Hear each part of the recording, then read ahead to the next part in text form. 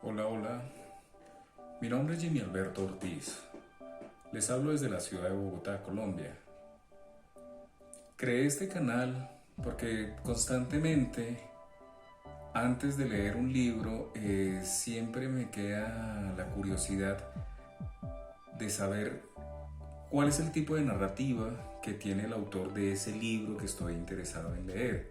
Pues no siempre todos los autores son de nuestro gusto ni todas las narrativas son de nuestro agrado.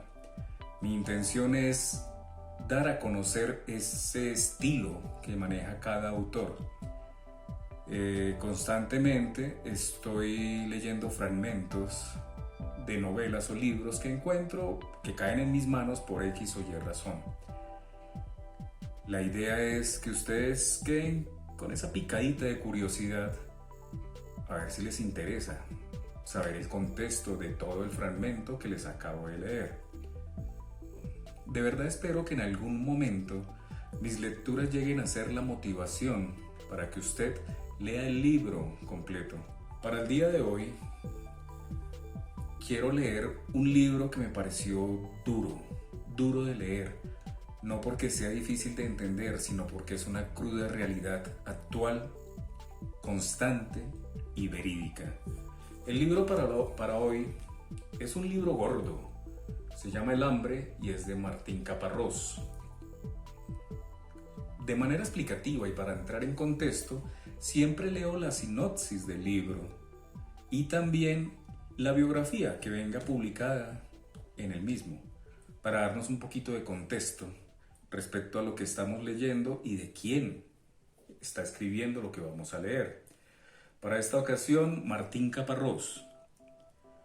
Martín Caparrós nació en Buenos Aires en 1957, se licenció en Historia en París, vivió en Madrid y Nueva York, dirigió revistas de libros y revistas de cocina, tradujo a Voltaire, a Shakespeare y a Quevedo, recibió el Premio Planeta y el Premio Herralde de Novela, el Premio Internacional de Periodismo Rey de España, la beca Guggenheim, plantó un limonero, tiene un hijo y ha publicado libros. Los últimos son la novela Comí y un pequeño tratado gastronómico, Entre dientes.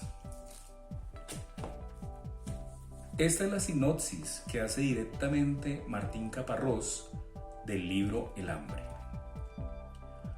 Si usted se toma el trabajo de leer este libro, si usted se entusiasma y lo lee en, digamos, 8 horas, en ese lapso se habrán muerto de hambre unas 8.000 personas. Son muchas 8.000 personas. Si usted no se toma el trabajo de leerlo, esas personas se habrán muerto igual. Pero usted tendrá la suerte de no haberse enterado.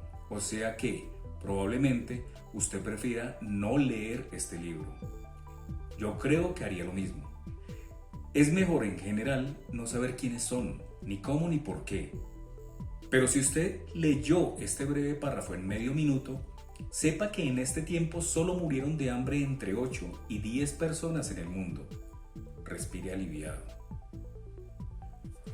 Ahora la sinopsis de la editorial. Conocemos el hambre. Estamos acostumbrados al hambre. Sentimos hambre 2, 3 veces al día. No hay nada más frecuente, más constante en nuestras vidas que el hambre. Y al mismo tiempo, para muchos de nosotros, nada más lejano que el hambre verdadero. Para entenderlo, para contarlo, Martín Caparrós viajó por la India, Bangladesh, Níger, Kenia, Sudán, Madagascar, Argentina, Estados Unidos, España. Allí encontró a quienes por distintas razones, sequías, pobreza extrema, guerras, marginación, sufren de hambre. El hambre está hecho de sus historias y las historias de quienes trabajan en condiciones muy precarias para paliarlo y las de quienes especulan con los alimentos y hambrean a tanta gente. El hambre intenta, sobre todo, descubrir los mecanismos que hacen que casi 1.000 millones de personas no coman lo que necesitan. ¿Un producto ineludible del orden mundial? ¿El fruto de la pereza y el retraso? ¿Negocio de unos pocos? ¿Un problema en vías de solución? ¿El fracaso de una civilización? El hambre es un libro incómodo y apasionado, una crónica que piensa, un ensayo que cuenta, un panfleto que denuncia el apremio de una vergüenza sostenida e imagina formas de terminar con ella. Amigos, creo que es una pequeña reseña de lo que espera si llegan a leer el libro completo. Espero lo disfruten. Voy a tratar de leer 2 capítulos de todo el compilado que tiene esto. Me parecen 2 artículos que hacen una muy buena reseña y una buena crítica de lo que se expone inicialmente. Espero tengan paciencia para escucharlo y llegue el momento en que puedan leer el libro completo. Martín Caparrós, un autor realmente interesante. Gracias por escucharme. Espero lo disfruten.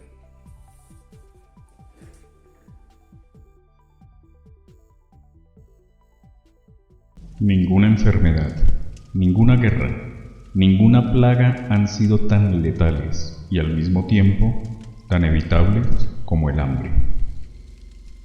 Hoy voy a leer para ustedes el capítulo que corresponde a su visita a la India, específicamente a la ciudad de Calcuta. Y más allá vi un odre. Vi un odre y un hombre que lo llenaba de agua y traté de saber cuánto tiempo llevaba sin ver un odre y, sobre todo, sin recordar la palabra odre como palabra que designa un objeto presente y no como un artificio en una frase hecha sobre vino nuevo y odres viejos, y aún así. Pero vi un odre y llevo un rato con la palabra odre rodándome en la lengua, gustándola, degustándola, doliéndome por todas esas palabras que quedan huérfanas de aquello que decían y, ya, sin objeto, caen lentas en el sinsentido. A veces me extraña. Me suele resultar mucho más dura la desaparición de un monumento, un paisaje, una pintura, una palabra que la de una persona. La sensación, quizá real, de que ese monumento o paisaje o palabra son únicos, irreemplazables, y que una persona es solo una persona, una entre tantas. En la esquina, un hombre muy viejo, acuclillado a la manera asiática, los pies plantados en el suelo, el culo bajo y las rodillas un poco más altas. En medio de un centenar de papas hecha papa, y más papa sobre una canastita de mimbre ya repleta de papas. Las papas, por supuesto, ruedan, vuelven al suelo donde estaban. Calcuta es una ciudad europea de la primera mitad del siglo XX. Veredas, calles anchas, ángulos rectos, edificios de 4 o 5 pisos de los años 30, los 50, que crecerían silvestres junto al Mediterráneo. Pero una ciudad también es recreación, reformulación constante, nuevas capas. Esta, aquí, es la modernidad comercial. Coches, luces, carteles, más el desastre de miles y miles de miserables caminando, reptando los animales, los olores. Nuestras ciudades eliminaron los olores que debieron ser durante siglos suyos. Y ahora, en esta calle bengalí, cuando el olor a bosta se mezcla con el olor a cuerpo y el olor a meo y el olor a podredumbres varias y el olor a jabón de coco y el olor a quemado de leña de aceite de basura y el olor a incienso y el olor a especias y el olor a mierda. Todos ellos parecen raros, desplazados, como quien significa demasiado. Después de un par de calles llenas de puestitos llenos de restos de reciclados, de computadoras, televisores, CDs, radios de coches, DVDs, celulares, objetos de los 20 últimos años, hechos para durar 4 o 5, rescatados por la presión demográfica. Que no pueda comprarme la compu de mañana no quiere decir que no me sirva la que me servía antes de ayer. Contra uno de los requisitos indispensables de la modernidad consumidora, docenas y docenas de señores en sus bancos en la vereda, atornillando, soldando, deshaciendo y rehaciendo lo que está pensado para usar y tirar.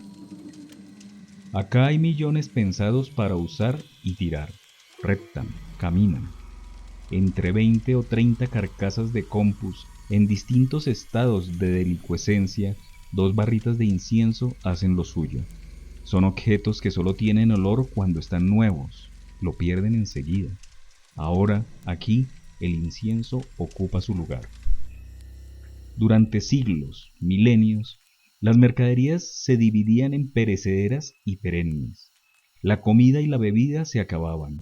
Una camisa terminaba por gastarse, pero nadie compraba una cama o un carro o una olla pensando que pronto las cambiaría por otros. La idea de duración era consustancial a esos objetos.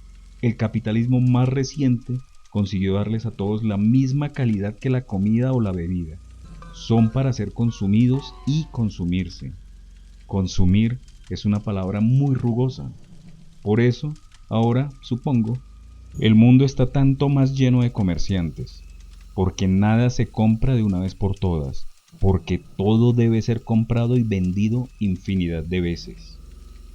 Y a veces, cuando camino por estas calles que en tantos países del otro mundo hacen de mercados, me da el ataque.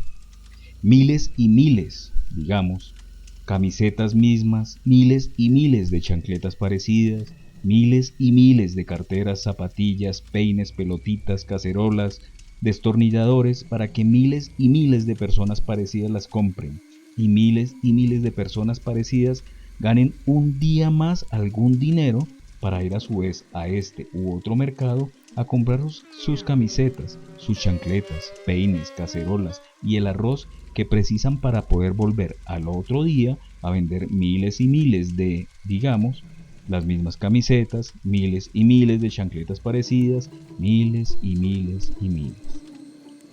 No hacen nada, esperan, charlan, sacan su pequeño margen de ganancia.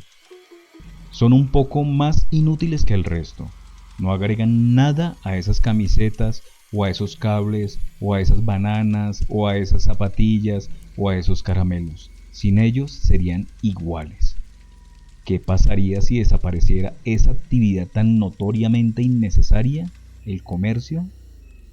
Los comerciantes son casi tan inútiles como esos tipos que dicen lo que pasa y que cómo serían las cosas. Los comerciantes no hacen más que encarecer el acceso a lo que necesitamos. Algunos consiguen cosas que otros no y son, en el mejor de los casos, intermediarios eficientes. Pero la mayoría vende lo mismo que la mayoría, y sin embargo existen, sobreviven, cada vez son más. En los países ricos el comercio está más o menos disimulado en el paisaje, negocios, shopping malls, internet. En cualquiera de estos países, en cambio, se ve claro que es el primer recurso. Cuando un chico no sabe qué hacer, vende mangos o lapiceras o bolsitas en la calle. El grado cero de la actividad económica urbana.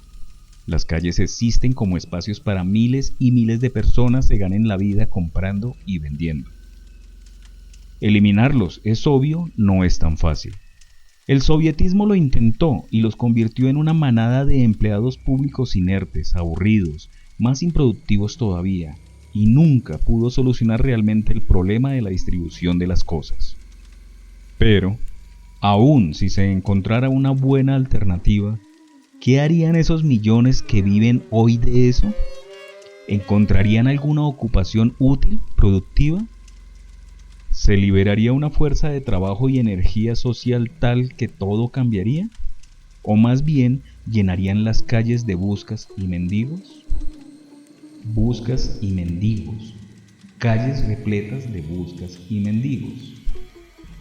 Desde la última vez que estuve en Calcuta pasaron 20 años. Entonces escribía un libro sobre la India, Dios mío. Ya entonces, la ciudad de los horrores me dejó perplejo. 20 años después me sigue sorprendiendo la facilidad con que los indios conviven con la miseria ajena. Esa idea que más de uno enunció de más de una manera. Es una vergüenza ser feliz con tanta miseria alrededor, parece serles ajena. Calles repletas, los buscas, los mendigos.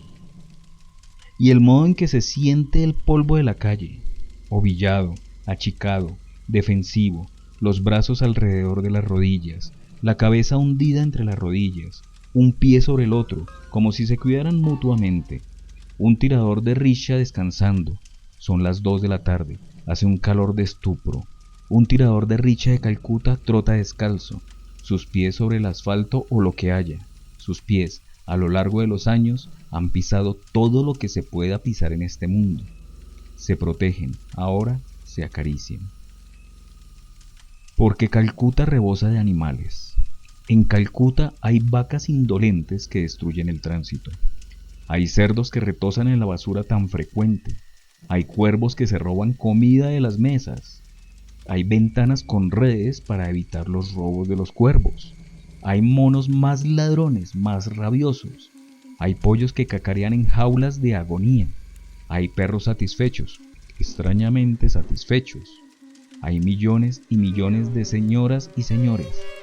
15 millones de señoras y señores. Algunos comen todos los días. Algunos, incluso, comen animales.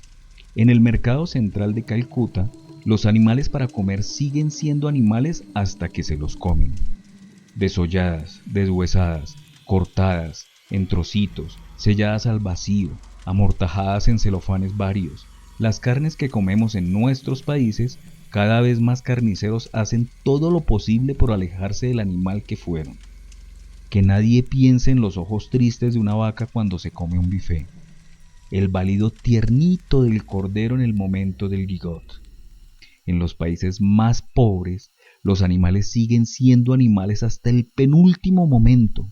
Sin heladeras, sin cadena de frío, es la manera de garantizar que lleguen frescos a las mesas. En los países más pobres, de todos modos, los más pobres nunca comen animales. En la India suponen que eligieron, que son vegetarianos. Y entonces, en medio del mercado y de los gritos, un gorrión baja en picada, revolotea sobre los trozos de animales, va, viene, parece buscar algo. 15 o 20 personas lo miramos, inmóviles de pronto, callados, suspendidos. El pájaro se va, vuelven las voces, los movimientos, los olores, y todos nos sonreímos confusos, como si nos disculpáramos. Yo pienso en decir algo sobre el peso de la rutina y cómo querríamos romperla, pero no sé cómo decirlo, y pido cuarto kilo de unas nueces raras. Y pienso en lo poco que baja, lo poco que duran los gorriones. En un puesto escondido un hombre vende pescaditos rojos en una pecera con adornos de plástico. Es un salto civilizatorio. Occidente está tan mal, tan bien, acostumbrado que no suele recordar el valor de lo superfluo. Le superflu chose très nécessaire, decía sin la menor necesidad el gran Voltaire. Lo superfluo es la marca del gran cambio. Hacerte con algo que no necesitas. Pasar de la pura urgencia a ese estado de muy leve privilegio en que puedes gastarte unas monedas en un pez rojo e inútil. Rojo importa, pero inútil es la palabra clave. La conquista del derecho a lo inútil, lo contrario del hambre. Tener hambre es vivir con lo estrictamente necesario. Vivir para lo estrictamente necesario. Vivir en lo estrictamente necesario. Y muchas veces ni siquiera. Hambre es comerse esos pescaditos rojos. La palabra vegetariano fue inventada en Londres, faltaba más, hacia 1850, por unos señores que decidieron dejar de comer carne para vivir más y más sanos. Pero la India se convirtió tiempo después en el país más vegetariano de la Tierra. Se calcula que 2 de cada 5 indios son vegetarianos, casi 500 millones de personas. Los maestros hinduistas te dirán que la religión hindú hace sagradas a las vacas, aunque no te dirán que sus textos clásicos, escritos hace más de 3000 años, están llenos de banquetes vacunos. Y en pleno fervor vegetal, te explicarán que no quieren ejercer violencia contra otras criaturas para evitar acumular mal karma, que al ingerir la química grosera de los animales, uno introduce en su cuerpo y alma la cólera, los celos, la ansiedad, la sospecha y un terrible miedo de la muerte, que los vegetales se digieren mejor y permiten vivir vidas más largas, más saludables, más productivas, que la tierra está sufriendo y que al no comer carnes animales le evitan algo de ese sufrimiento. No te dirán, en cambio, que la mayoría de los indios son vegetarianos por pura pobreza, porque no tienen dinero para pagar la carne. O si tienen una vaca o dos, no pueden darse el lujo de matarla para comérsela. Necesitan guardarla para que les produzca la leche que toman, la manteca que guisan, la bosta que queman, la fuerza con que labran sus campos. Raro el destino de esos animales sagrados, nutricios, que se pueden usar, exprimir, agotar a fuerza de trabajo, pero no matar. Es casi una metáfora. Me impresiona la naturalidad con que tragamos los productos más diversos, los procesos más complejos. En un mordisco de carne de vaca o una alita de pollo o un camarón, se acumula tal cantidad de historias, pero sobre todo, la naturalidad de pensar que así es la vida, sin tener en claro que durante miles de años no fue así, que para miles de millones de personas no es así. Es un despilfarro de privilegio, ser tan privilegiados que ni siquiera recordamos lo que somos. Se lo puede pensar de muchos modos, pero creo que lo decisivo del siglo XX fue el triunfo de la movilidad, que la norma es que todo se mueva.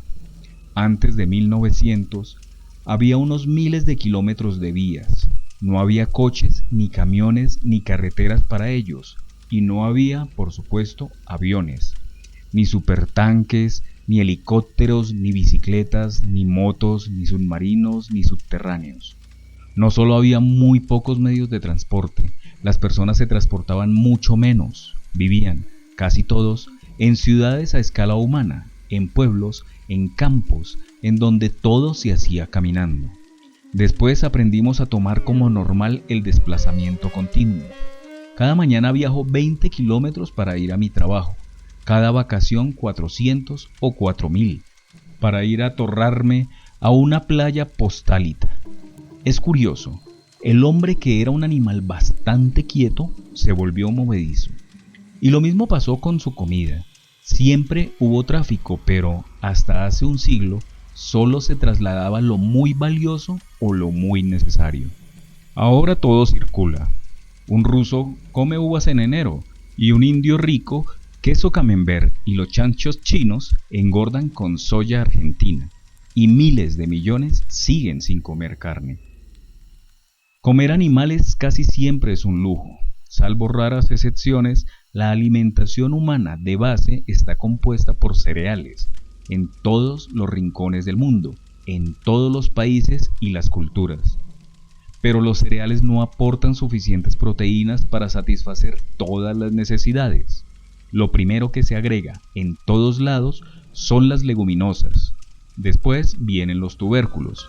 Cuando el nivel de vida aumenta, se suman los aceites y al fin, solo cuando el nivel de vida realmente despega, se pasa a la carne y a otros productos animales, como huevos y productos lácteos.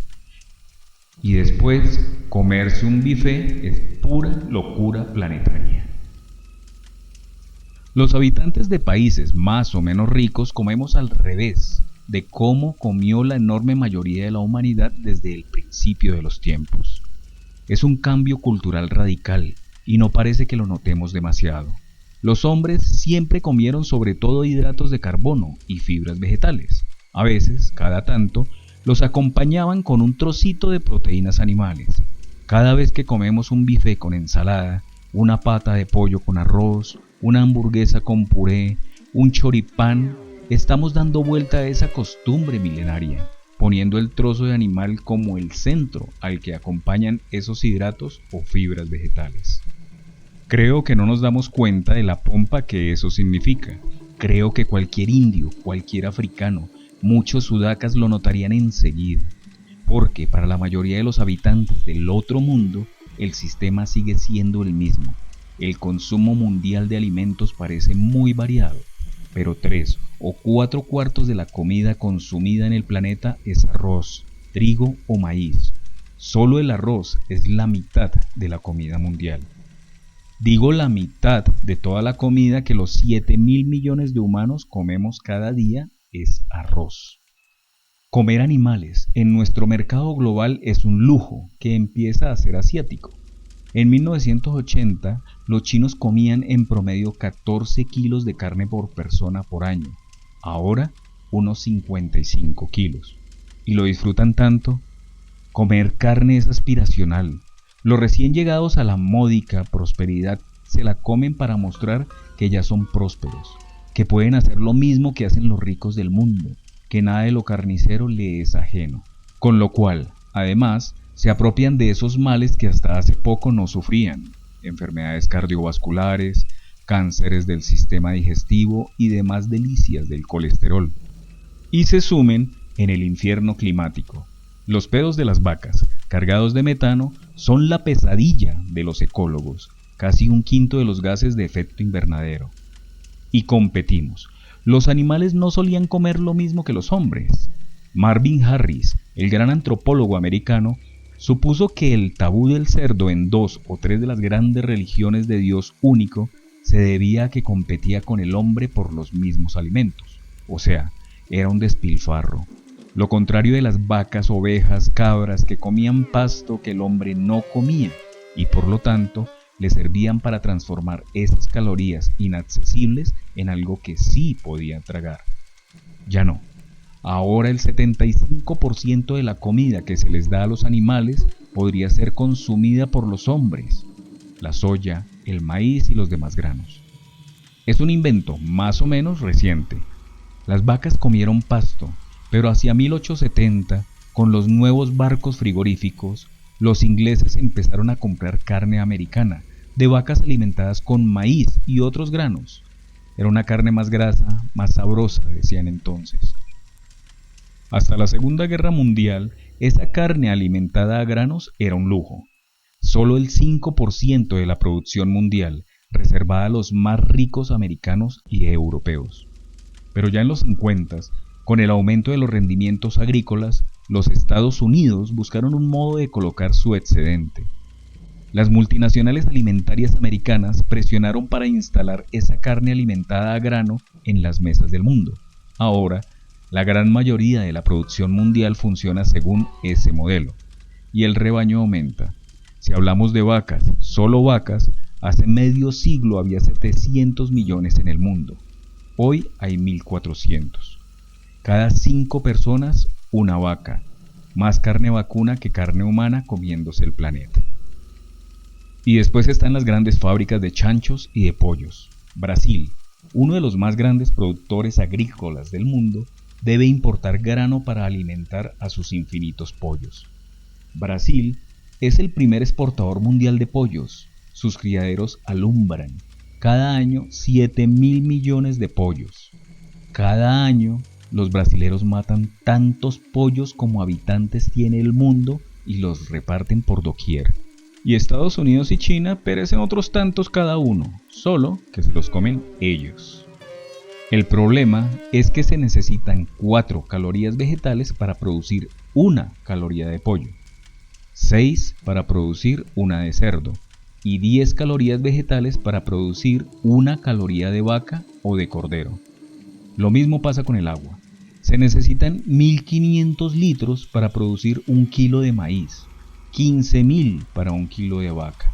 Una hectárea de buena tierra puede producir unos 35 kilos de proteínas vegetales. Si su producto se usa para alimentar animales, producirá unos 7 kilos.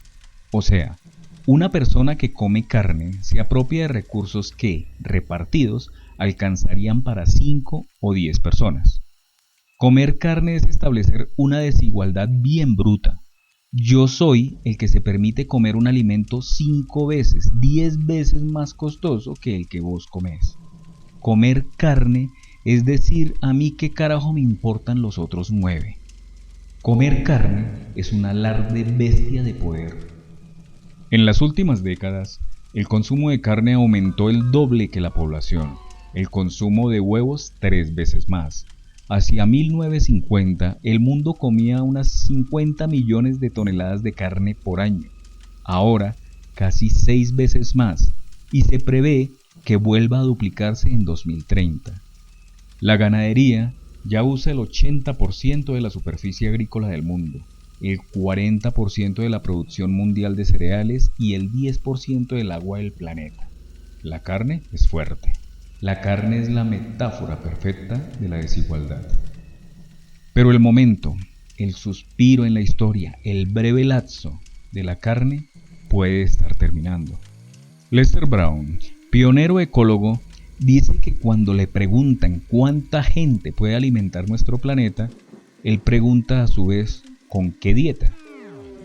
Si todos comiéramos como los americanos, que se tragan entre 800 y 1000 kilos de granos al año por persona, sobre todo a través de las carnes que esos granos produjeron, la cosecha mundial de cereales podría alimentar a 2.500 millones de personas. Si todos comiéramos como los italianos, que consumen 2 veces menos de carne, unos 400 kilos de cereales por año, se podría alimentar a 5.000 millones de personas. Y si todos comiéramos el régimen vegetariano de los indios, podríamos alimentar a 10.000 millones de personas. Digo, para que siguiéramos comiendo carne con cosas, no cosas con carne, debería mantenerse ese orden de exclusión de 3.000 millones usando los recursos de 7.000 millones. Parece un precio fuerte. La carne es estandarte y es proclama. El mundo solo se puede usar así si lo usamos unos pocos. Si todos quieren usarlo igual, no puede funcionar. La exclusión es condición necesaria y nunca suficiente. Si no fuera porque ya no puedo, porque soy un caso perdido, porque cargo medio siglo de asado argentino, porque puedo pretender que mi gesto no serviría para nada, el único remate posible de estos párrafos sería proclamar mi decisión inapelable de no comer nunca más un buffet. Lo contrario de lo que estoy haciendo es mostrar mi incoherencia supina. Pero pese a todo, los argentinos solo podemos postularnos como adelantados extraños de esta tendencia que quizás no exista. La Argentina fue por más de un siglo sinónimo de carne, el país por excelencia de la carne, el primer consumidor mundial de vaca, ahora dejó de serlo. Cuando yo nací, un argentino medio se zampaba 98 kilos de vaca por año, más de un cuarto por día, ahora poco más de 50. Las razones también parecen precursoras. La competencia de la soja, que hizo más rentable usar las tierras para plantarla que para pastorear. El aumento consecuente de los precios, la ampliación del horizonte gastronómico que ofreció cantidad de alternativas, los miedos médicos que se cebaron en la carne roja. Pero aquí, en la India, la mayoría de los vegetarianos se cree que lo elige. Los indios consumen 5 kilos de carne, cualquier carne, por año y por persona. 5 kilos, 10 veces menos que los chinos, y se creen que lo eligen. Son los milagros de las ideologías. Hace 20 años, ya entonces, me impresionó la consistencia de una ideología. El moritorio de la Madre Teresa estaba al lado del templo de Cali y servía para morirse un poco más tranquilo. La Madre Teresa lo había fundado en 1951, cuando un comerciante musulmán le vendió la mansión por unas cuantas rupias porque la admiraba y dijo que tenía que devolverle a Dios un poco de lo que Dios le había dado, o algo así. Cuando fui, las paredes estaban pintadas de blanco y había carteles de rezos, vírgenes en estantes, crucifijos y una foto de la Madre Teresa con el Papa Wojtyla. Hagamos que la iglesia esté presente en el mundo de hoy, decía un cartel justo debajo. La sala de los hombres tenía 15 metros de largo por 10 de ancho. En la sala había 2 tarimas de material con mosaicos baratos, que ocupaban los 2 lados largos. Sobre cada tarima 15 catres. En el suelo, entre ambas, otros 20. Los catres tenían colchonetas celestes, de plástico celeste, y una almohada de tela azul oscuro. Sábanas no. Sobre cada catre, un cuerpo flaco esperaba el momento de morirse. En esos días, los voluntarios del moritorio recogían en la calle a moribundos y los llevaban a sus catres celestes. Los limpiaban y disponían para una muerte arregladita. Esos de las tarimas están un poco mejor y puede que alguno se salve, me dijo entonces Mike, un inglés de 30 con colita que se empeñaba en hablarme en mal francés. Los de abajo son los que no van a durar. Cuanto más cerca de la puerta, peor están. En la sala del moritorio se oían lamentos, pero tampoco tantos. Un chico, Quizá fuera un chico, quizá tuviera 13 o 35, casi sin carne sobre los huesos y una bruta herida en la cabeza gritaba «Babú, babú». Richard, grande como dos roperos, rubio, media americana, maneras de cura párroco de Milwaukee, comprensivo pero severo, le daba unos golpecitos en la espalda. Después le llevó un vaso de lata con agua a un viejo al lado de la puerta. El viejo estaba inmóvil y la cabeza le colgaba por detrás del catre. Richard se la acomodó y el viejo reptó con esfuerzo para lograr que le colgara otra vez. Este está muy mal. Entró ayer y lo llevamos al hospital, pero no lo aceptaron. ¿Por qué? Dinero. ¿Los hospitales no son públicos? En los hospitales públicos te dan cama para dentro de 4 meses. No sirve para nada. Nosotros tenemos una cuota de camas en un hospital privado cristiano, pero ahora las tenemos todas ocupadas. Así que cuando fuimos nos dijeron que no. Acá no estamos en América. Acá hay gente que se muere porque no hay cómo atenderla. Richard me contó aquella vez sobre uno que había entrado un mes antes con una fractura en la pierna. No lo pudieron atender y se murió de la infección. Y quería seguir con más casos. No era raro, me explicó, que alguien muriera sin dar mucha pelea. No podemos curarlos, no somos médicos. Tenemos un médico que viene 2 veces por semana, pero tampoco tenemos equipos ni medios suficientes. Lo que hacemos es confortarlos, cuidarlos, darles afecto, ofrecerles que se mueran dignamente. En esos años, la Madre Teresa ya era la Madre Teresa, famosa en todo el mundo, llena de donaciones y recursos, que no usaba para pagar un buen servicio médico en su sede central. Aquella vez terminé mi visita diciendo que me gustaría poder describir el moritorio de la Madre Teresa como el ente más noble y elevado, pero al cabo de un rato empieza a molestarme toda la cuestión. Esta idea beata de recoger moribundos por la calle para lograr que se mueran limpitos.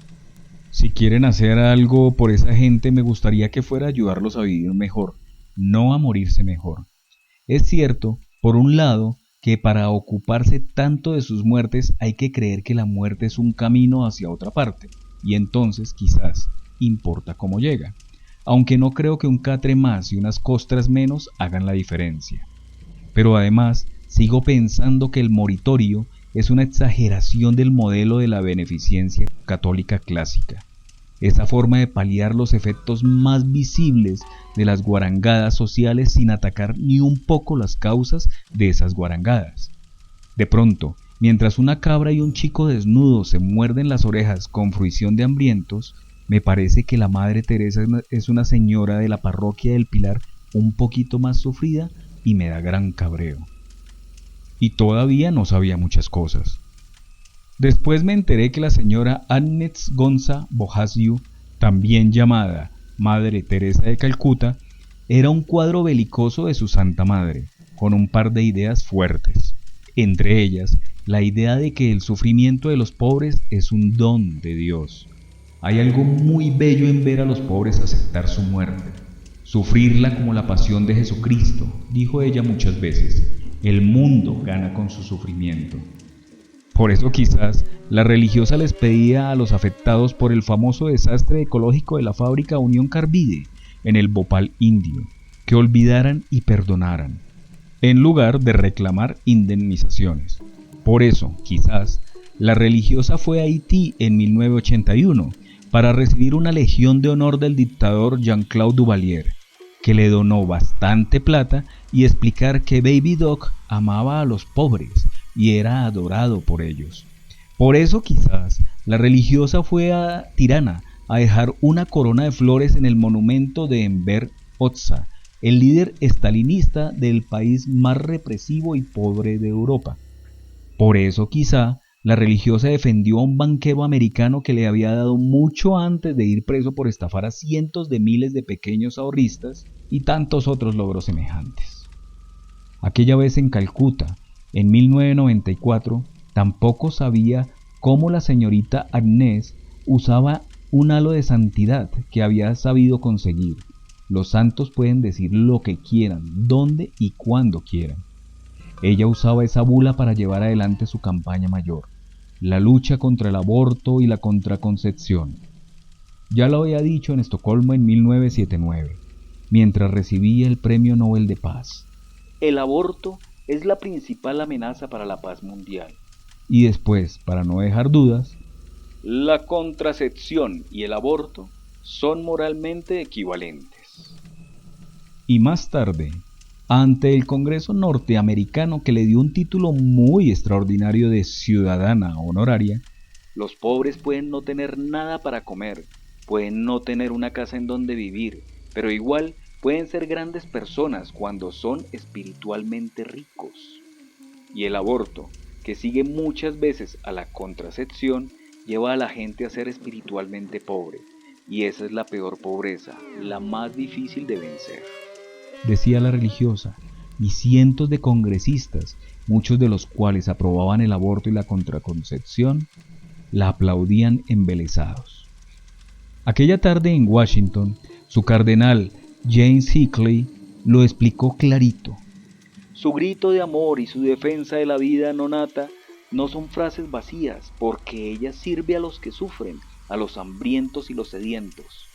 Para eso, entre otras cosas, servía la religiosa. Aunque cumplía también otra función.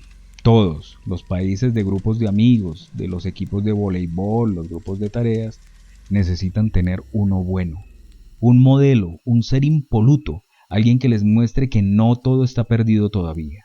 Hay buenos de muchas clases, puede ser un cura compasivo, un salvador de ballenas, un anciano ex cualquier cosa, un perro, un médico abnegado. En algo hay que creer. El bueno es indispensable, una condición de la existencia, y el mundo se las arregla para ir buscando buenos, entronizarlos, exprimirlos todo lo posible. Decía, y que por eso, pero no solo por eso, la señorita Agnes ocupaba un lugar extraordinario, la buena universal. Y lo sigue ocupando. Pese a que algunos intentamos contar un poco de su historia de corrupciones y acomodos, nadie lo escucha. Es mejor y más cómodo seguir pensando que era la más buena que la hace. Así le sirve a muchos, sobre todo porque es útil para reafirmar un par de ideas básicas. Una, que esta vida es el camino hacia la otra, mejor, más cerca del Señor. Por eso no es muy importante lo que nos pase en esta, sino cómo prepararnos para la otra, siendo mansos, sumisos, resignados. Por eso, el primer emprendimiento de la señorita fue un moritorio, un lugar para morirse más limpio. La señorita Agnes recibió cataratas de premios, donaciones, subvenciones para sus empresas religiosas y nunca hizo públicas las cuentas de su empresa, pero se sabe, por lo que dijo muchas veces, que fundó unos 500 conventos en 100 países y nunca puso una clínica en Calcuta. Decíamos, la idea central que la señorita anduvo vendiendo por el orbe es que el sufrimiento de los pobres es un don del Todopoderoso. Va de nuevo. Hay algo muy bello en ver a los pobres aceptar su suerte, sufrirla como la pasión de Jesucristo. El mundo gana con su sufrimiento. Ahí está el centro, lo fundamental. 2000 años de colaboracionismo sintetizados en una sola frase. No está mal.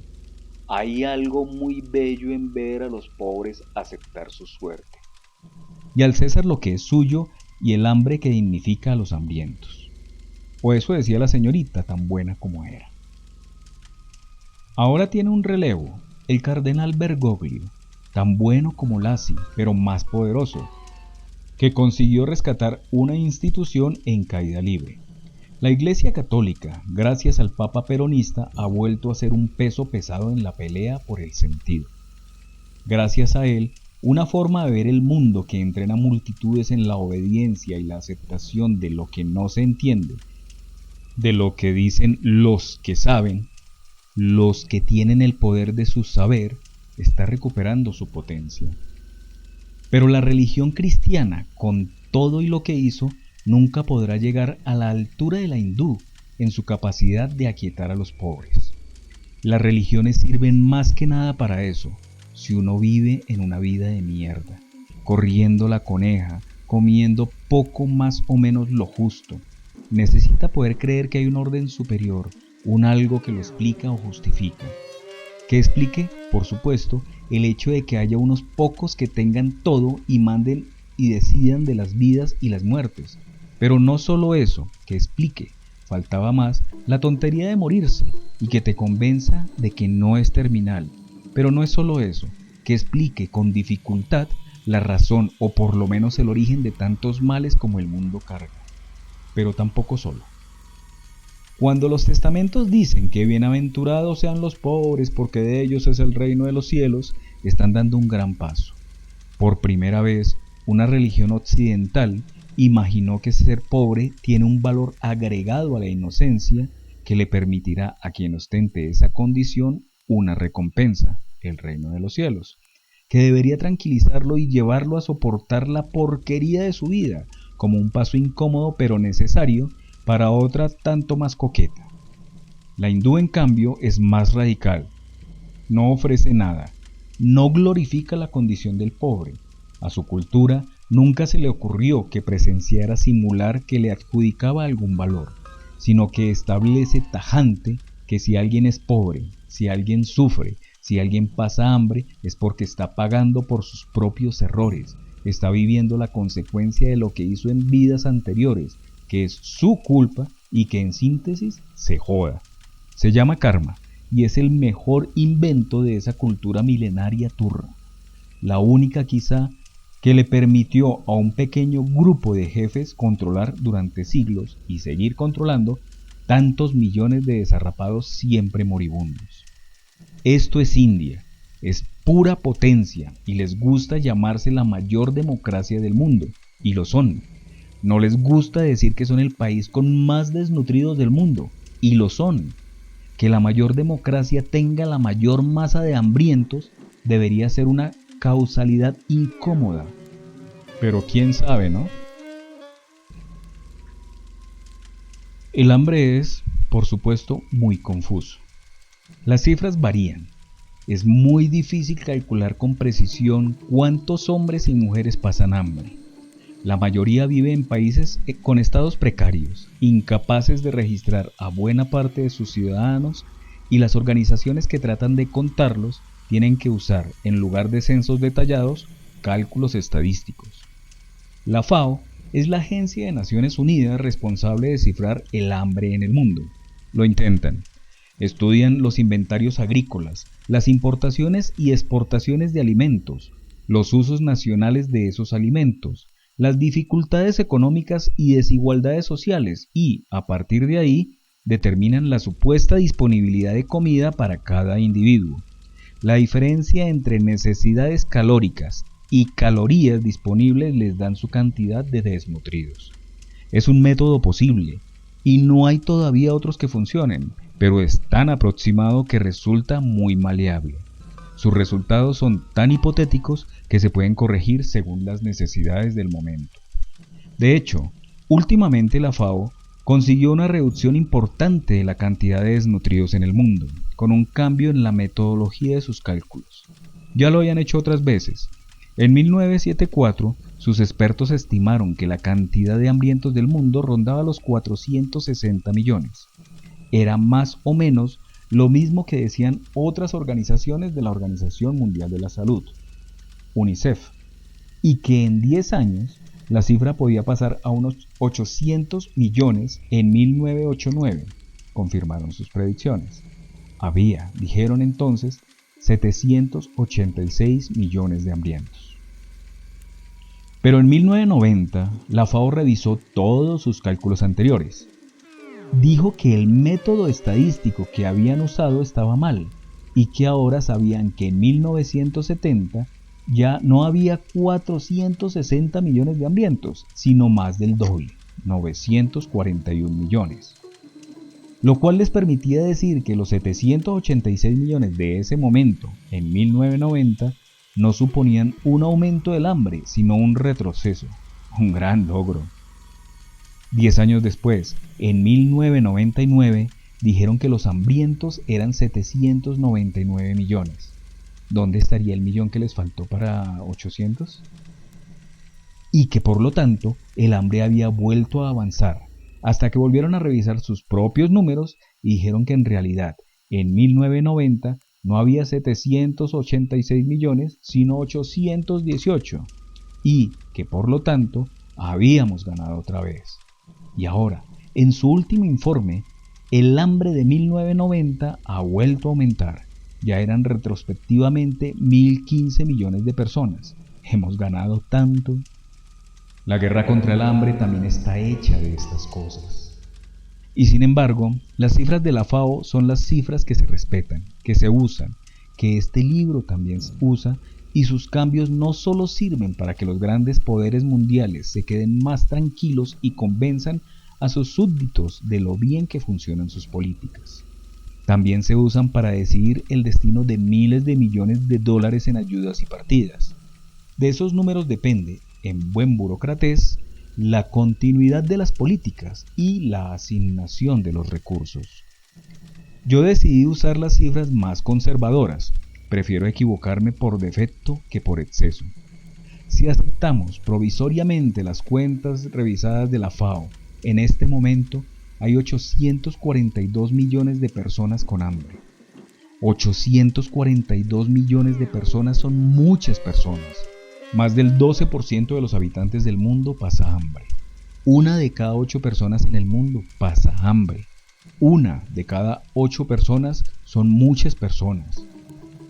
Si el hambre no estuviera tan cuidadosamente distribuido, 1 de cada 8 personas incluiría forzosamente, mi estimado lector, a alguno de sus tíos, a un par de compañeros de trabajo, a varios amigos de la infancia o la escuela o el equipo de fútbol, a esa señora flaca 2 filas más allá, quien le dice a usted mismo. Pero no es cierto que sean un hombre o una mujer de cada 8, o es cierto de un modo que no es cierto.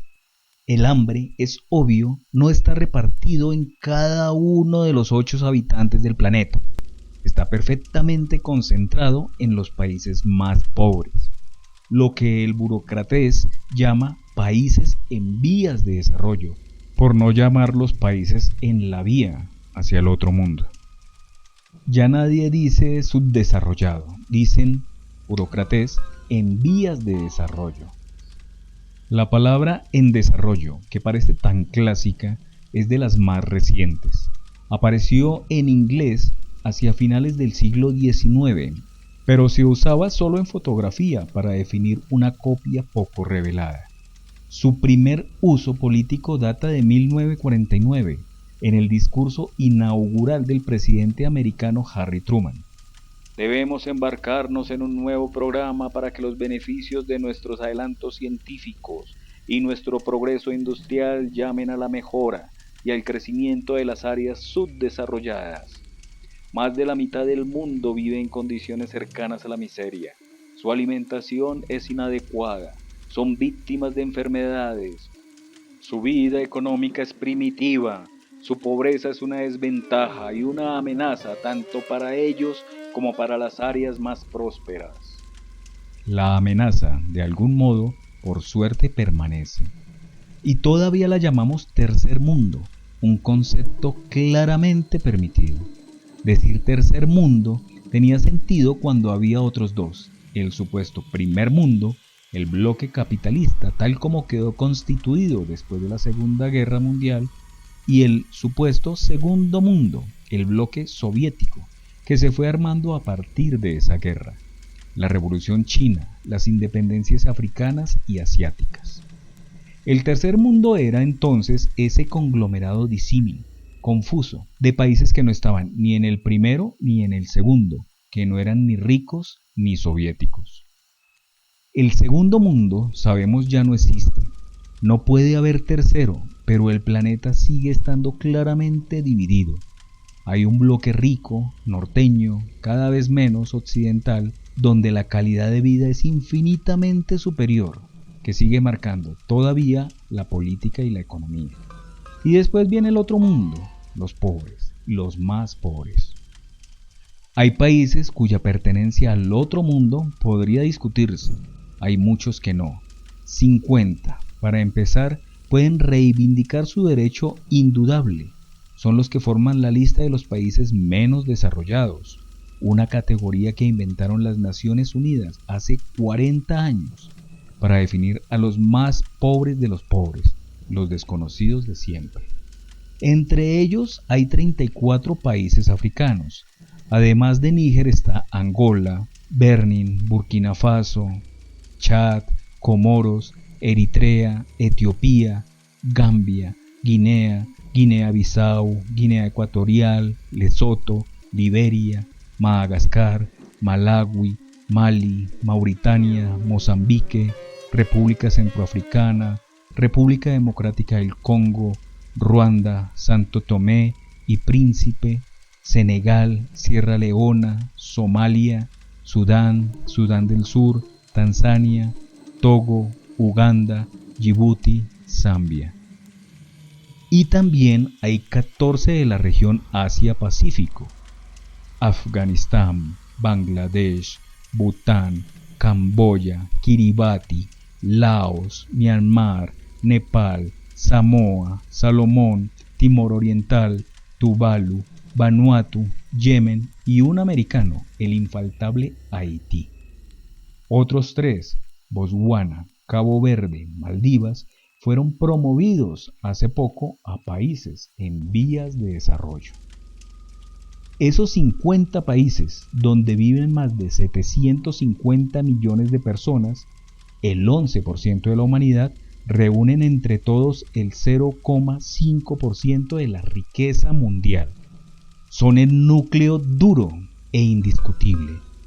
Pero se les pueden agregar los otros países que, según PHUD, tienen un índice de desarrollo humano insuficiente: Burundi, Kenia, Namibia, Suazilandia, Zimbabue, Gabón, Nigeria, Marruecos, Egipto, Siria, Pakistán, Afganistán, Tayikistán, Turkmenistán, Uzbekistán, Kirguistán, Mongolia, Vietnam, Sri Lanka, Tailandia, Finlandia, Indonesia, Papúa Nueva Guinea, Fiji, Micronesia, Nicaragua, Guatemala, Honduras, República Dominicana, El Salvador, Surinam, Guyana, Bolivia, Paraguay y hasta un país europeo, el más pobre de todos, Moldavia.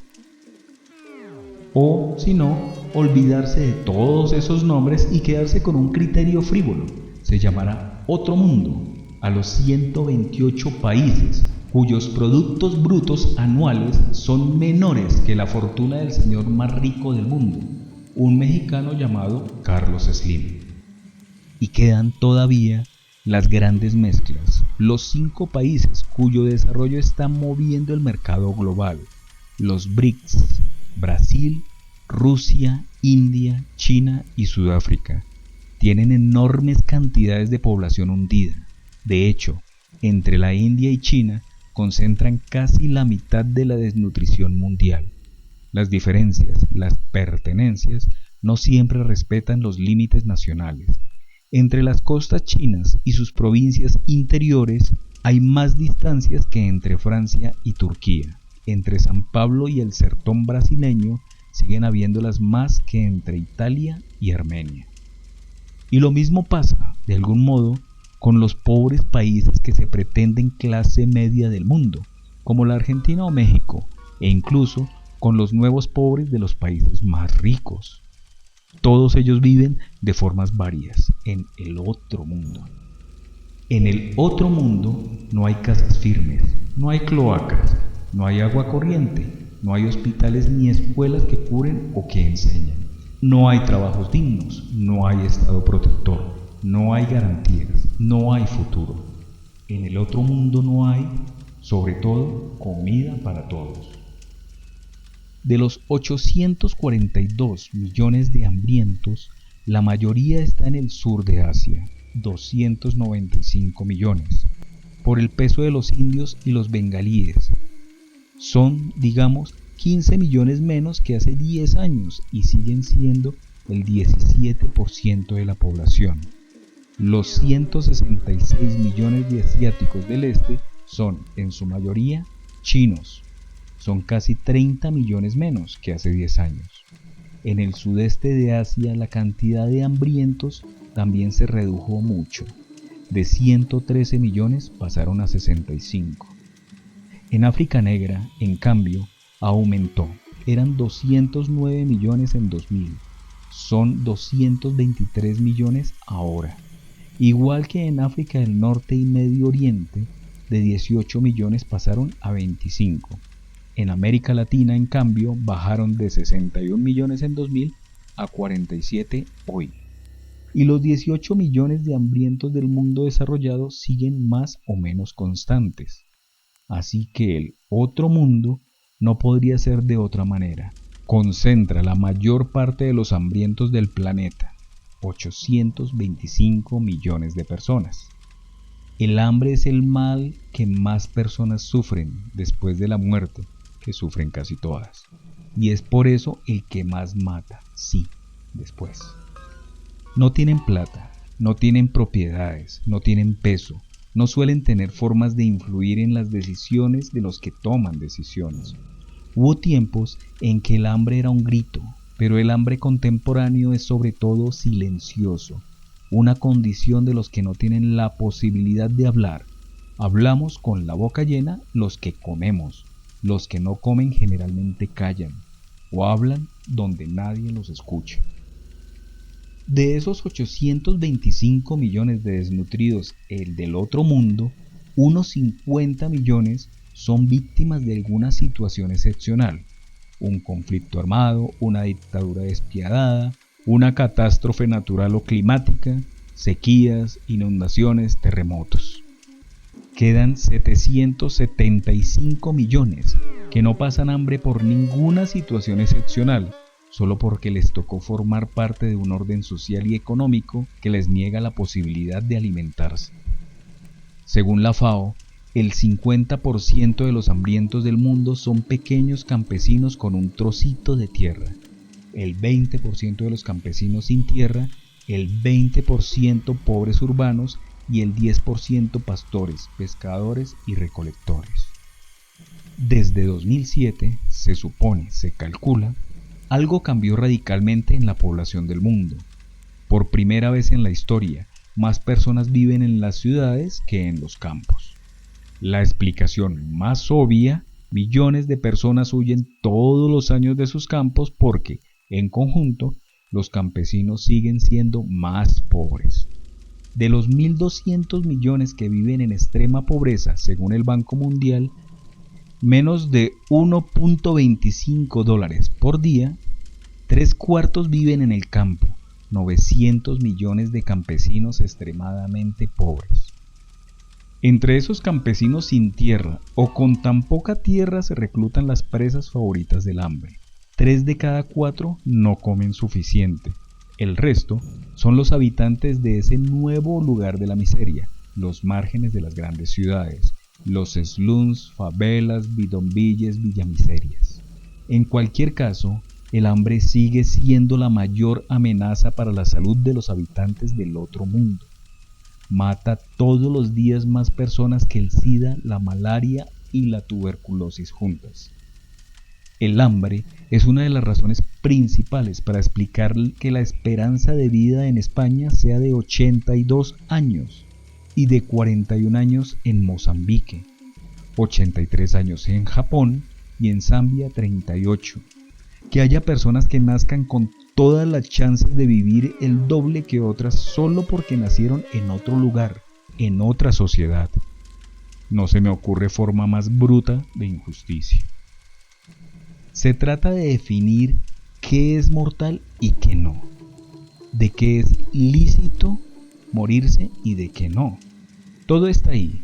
En realidad, el mayor escándalo es esta obviedad de que cada año, cada mes, cada día, se mueren miles, millones de personas que no deberían morirse, o mejor dicho, que no se morirían de lo que se están muriendo si no vivieran en países pobres, si no fueran tan pobres. Se trata de pensar en el mayor privilegio posible, vivir allá donde otros mueren, y después tenemos que hablar de todo el resto, de esas vidas difíciles, de esas angustias, de esos enormes despilfarros de personas.